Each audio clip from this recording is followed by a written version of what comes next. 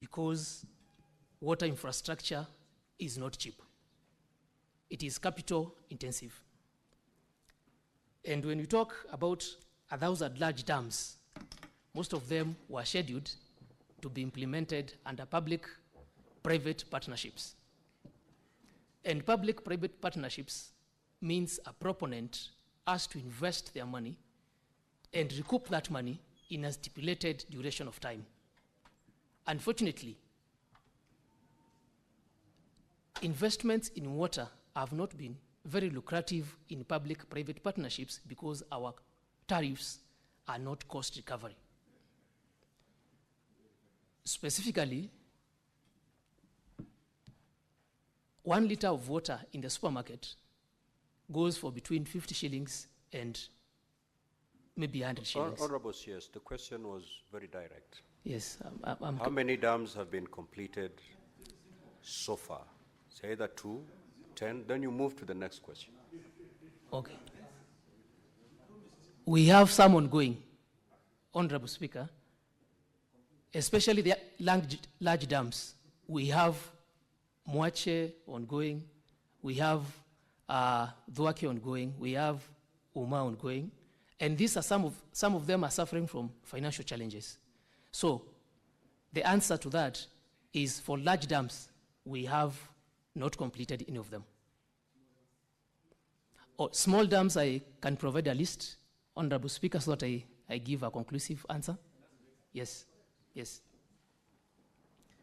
The question on Kakimiki Water Project. Kakimiki Water Project is meant to serve the areas of Marimanti all the way to in Tharaka constituency. And this project was complete 10 years ago, but the pipelines were on people's property. So the non-revenue water was very high. The program we have now, Honorable Speaker, and this is questioned by Honorable Gataya, is first of all to align the pipelines to public will-lives to reduce the non-revenue water. That program is ongoing, and I was there the other week, and we are looking forward to complete it in a year's time. The question by Honorable Mugatana on government policy on acquisition of land. Honorable Mugatana, Tarda is government land. And government land, if I understood you correctly, that means it is owned by the government.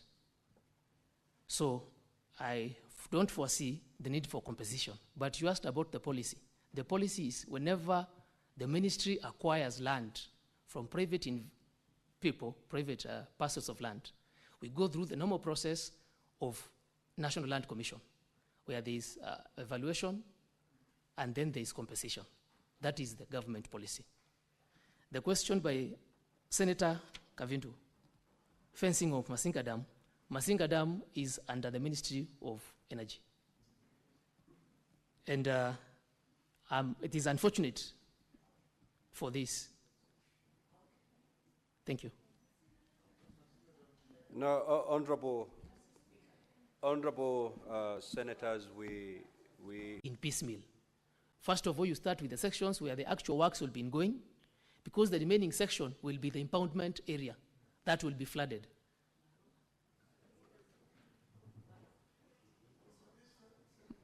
Maruba and Muongoni, I am well aware of Maruba and Muongoni dams. So Maruba is already in existence. I am tying the two together, Senator. Honorable senators, allow the CS to respond. Allow the CS to respond. Yes, respond to the questions. Honorable Senator, when I'm speaking, you yield.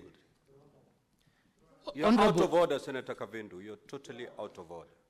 Honorable Speaker, the issue of Maruba and the issue of Muongoni Dam are in the same vicinity. The water supply in Machakos right now is fed by Maruba Dam. Maruba Dam is, as we speak, is complete and in use. As we speak right now, it is complete and in use. So please, Honorable Speaker, Maruba Dam, as we speak, is complete and in use. The issue of Yatta is another dam under the PPP pipeline that I've already explained to the House. The question by Honorable Kipsang, especially on Singor Dam. Singor Dam is under? Singor.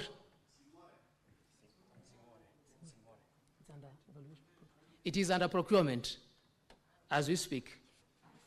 And also the question by Honorable Manzo on the status of PPPs and whether we have some that have taken place. We have some under irrigation, but on dams, we are not yet to secure any of them to completion. Thank you. Thank you. Now, Honorable Senators, if you look at the clock, we have long used the 15 minutes that we had allocated to this question. Now, Honorable CS, on Rare Dam and on the project in Marsabit, you've undertaken to provide a detailed response to these two questions. Yes. Do so in the next 7 days.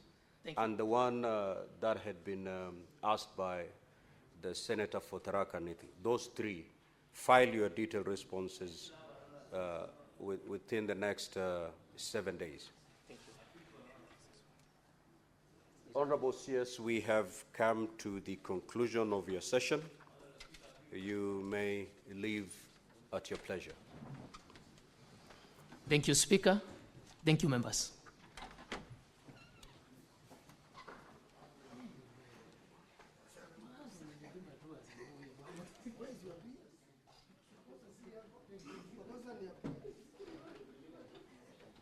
Now, Honorable Senators, as we usher in the CS in charge of roads and transport, allow me to make this communication. I would like to acknowledge the presence in the public gallery this morning of visiting teachers and students from Thanze High School in Machakos County. The delegation comprises 1 teacher and 55 students who are in the Senate for a one-day academic exposition. Honorable Senators, in our usual tradition of receiving and welcoming visitors to Parliament, I extend a warm welcome to them, and on behalf of the Senate and on my own behalf, wish them a fruitful visit. I will request the Senator for Machakos County under 1 minute to extend a word of welcome. Thank you, Mr. Speaker. I just want to wish the teachers and the students from Machakos County a very welcome to the Senate and tell you that you're in the right place. You're now watching and seeing how we deliberate the issues. And I'm sure when you put your great efforts in your studies, some of you may end up in the Senate and others in many various places. May God bless you as you have your day at the Senate today. Thank you, Mr. Speaker. Thank you. Clerk, kindly usher in the CS in charge of roads and transport.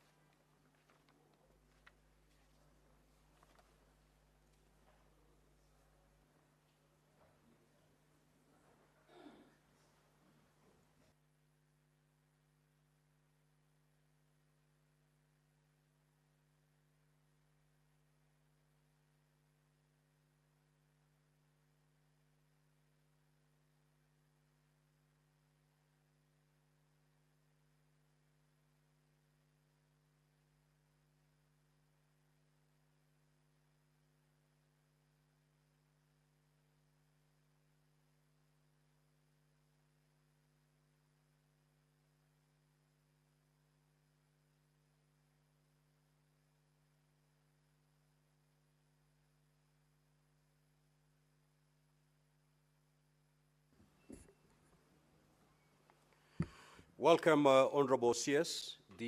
You have 9 questions to respond to this morning, and therefore this is my guidance as far as time management is concerned.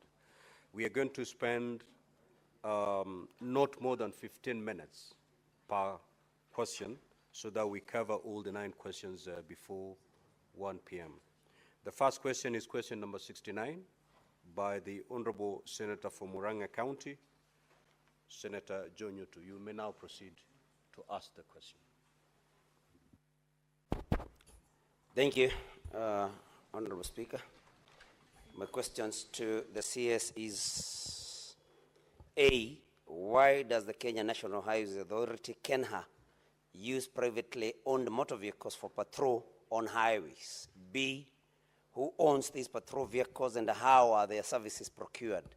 And C, what plans does KENHA have to acquire its own patrol vehicles like other state corporations? Thank you, Mr. Speaker. Honorable CS, you may proceed to respond.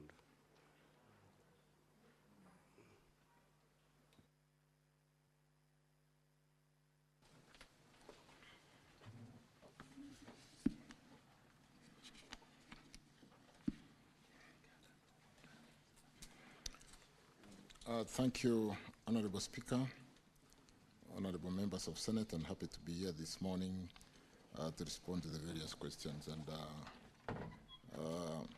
let me respond to the question by Senator for Tharaka-Nithi, Senator Mwenda.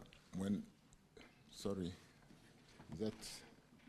Honorable CS, you're responding to question number 69 by the Senator from Murang'a County. My paper, the person who has got my papers has been locked outside.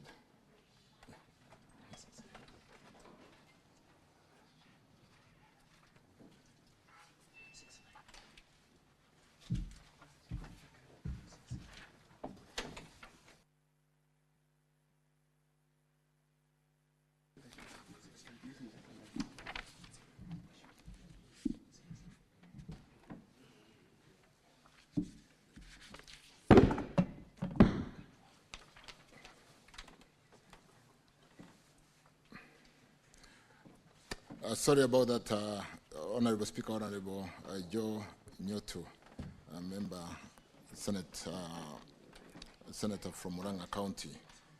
And let me straight away go to the answer to the question on KENHA and the specific question, why does Kenya National Highways Authority use privately owned vehicles for patrol on highways? Who owns these patrol vehicles?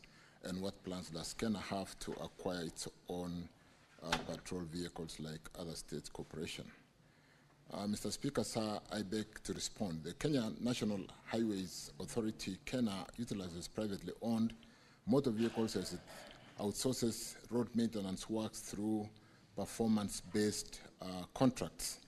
Under these contracts, Honorable Speaker, members, particularly on critical roads such as Thika Road and the Nairobi Southern Bypass, the scope includes regular road patrols to monitor compliance with traffic regulations, rapid response to include to incidences and breakdowns, protection of road infrastructure including street lighting and guardrails, immediate assistance on motorists in distress.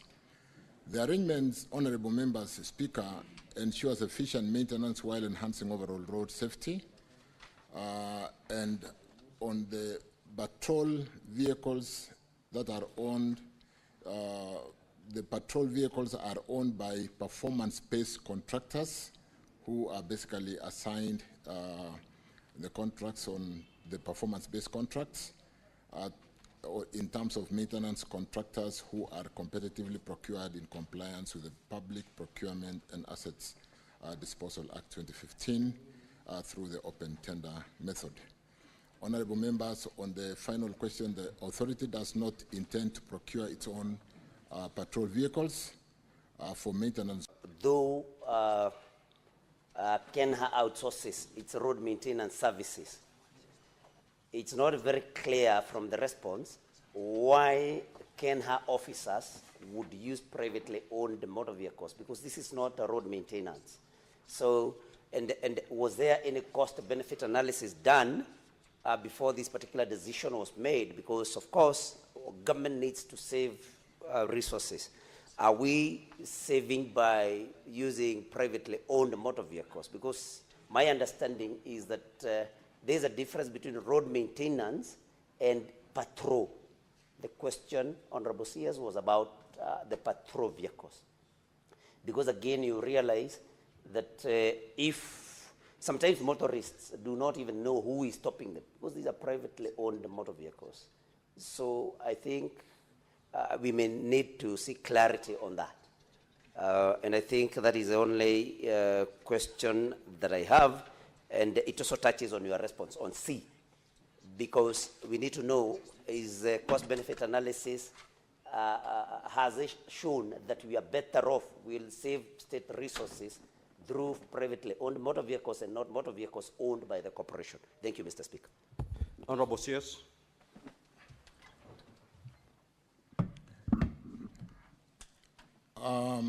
I think to the extent, Honorable Speaker, let me offer some. To the extent of the periodic based contracts maintenance, there is clarity that, yes, we tender for maintenance of a particular road for a period of a year, 2 years, and therefore the contractor who wins to maintain that road through that competitive process therefore works like any other private contractor who is constructing any road out there, and they use their assets to maintain the road. To the extent of the Kenya staff inspecting the road and using their vehicle, that is an area where we need to get clarity, because Honorable Nyoto then would have a point to the extent that, yes, we should be inspecting the roads using Kenya vehicles, and yes, we have Kenya vehicles to maintain the roads, or to inspect the roads for that matter. And therefore, I can take up that to make sure there is clarity between periodic maintenance, which is a contract given out to a private contractor to maintain the road, and when it is the aspect of inspecting the road by Kenya staff, we'll then make sure we pay attention and confirm the concern raised by Senator Nyoto that we should have enough vehicles, if that is not the case, to inspect the works in the various roads. I thank you. Senator Manzo. Yes, does it not have a security bearing, and Mr. CS, is it not better for you to work in conjunction with the police if you have to utilize private hired vehicles, and is it not a collusion between yourselves and the private people so that they can make money out of Kenya? Honorable CS, you may respond.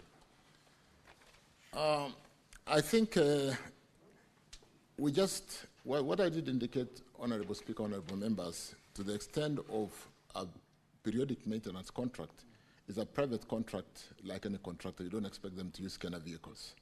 But to the extent of supervising and inspecting the works on the various roads, the Kenya staff does not in any way come in contact with the road users to the extent of really wanting to be discreet, because they would just be inspecting the works done by the periodic maintenance contractor.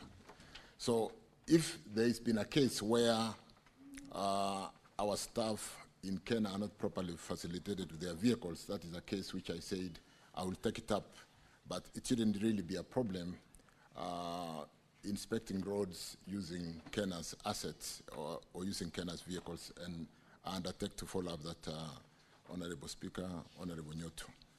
But to the extent of clarity, the periodic maintenance contract is a private contract which is done by the contractor who wins the maintenance contract for particular roads. But the concern raised by the Speaker, by Honorable Nyoto, I'll take up to the extent that there's a claim of lack of proper facilitation, and staff could be inspecting the roads using their private vehicles. I thank you. Honorable Senators, we'll now move to question number 70 by the Senator for Kilifi and the Minority Leader, the Honorable Stewart Mazayo. Honorable Senator, you may proceed to ask your question. Thank you, Mr. Speaker. Mr. Speaker, I would like to ask my friend, the Minister for Roads,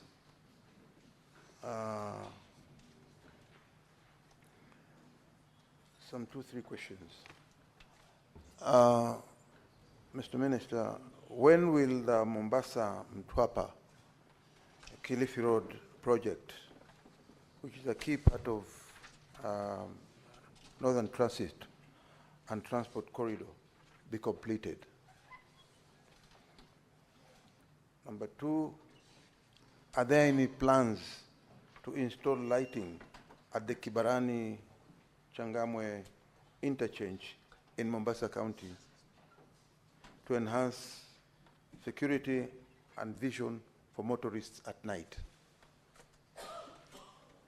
Finally, when does the government plan to commence the construction of a second bridge linking Mombasa Island to the North Coast mainland to ease traffic congestion? Honorable CS, you may proceed to respond. Thank you, Honorable Speaker. Thank you, Senator Matzayo. Let me straight away go to the answer. Mr. Speaker, sir, I beg to respond as follows. The Mombasa-Mtwapa Kilifi project is divided into 2 lots with different completion dates. The lot 1 is the Mombasa-Mtwapa, the bridge currently being constructed at Mtwapa town. And the project commenced in November 2022. Currently the progress is 42%. The project is expected to be completed by November 2026. Because Senator comes from that region and he understands the challenges we faced with that very narrow corridor between Mombasa and Mtwapa, and the challenge of land compensation coupled with the bending bills, I want to confirm that we have sorted out the bending bills issue through the funds we raised through selling our 7 shillings for securitization by a bankruptcy remote SPV, and therefore we are fully compensated, or we are fully compensating the residents, the project affected persons on that corridor. The compensation could be going on, but all the money has been released to the National Land Commission, and therefore the slowed project, including compensating the contractor for the bending bills, has been sorted out, and we should see very good progress going forward. On the second lot, Honorable Speaker, lot 2 starts from Mtwapa, that bridge in Mtwapa, all the way through Kadzengo, Kilifi, and the project commenced in December 2021. Currently, the progress is 64%. The works are expected to be completed by March 2026. The project experienced a delay due to challenges with land compensation equally, and like I said, the issues of compensation is a story of yesterday. We have sorted out the bending bills issue, and National Land Commission is currently in the process of compensating the project affected persons, and we'll be able to even finish that corridor through Mtwapa town. The current contract includes the installation of street lights from Makupa roundabout to Kwa Chomvu interchange. Implementation is scheduled to commence in June 2025, which is just about now. And on the third question, the ministry through Kura is undertaking a PPP project for the second Nyali Bridge, which is still at preliminary stage. But let me hasten to basically say, with the road infrastructure works going on in the coast region, we really need to finish that Nyali Bridge so that connectivity with the works that has been done in Mombasa, in Kwale and Kilifi can basically seamlessly connect that great city of Mombasa or the coast region. I thank you. Honorable Mazayo, if you have any supplementary questions, you may proceed to ask.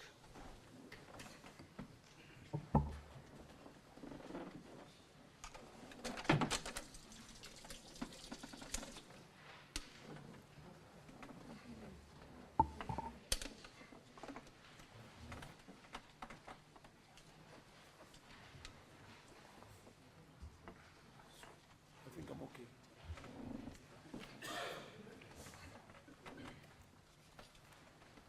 No, I think Senator Mazayo, do you have any supplementary question to ask? I felt I haven't organized myself. Okay, organize yourself as I give opportunity to your colleagues. We'll come back to you. Senator Faki. Asante Mheshimiwa Spika kwa kunipa fursa hii.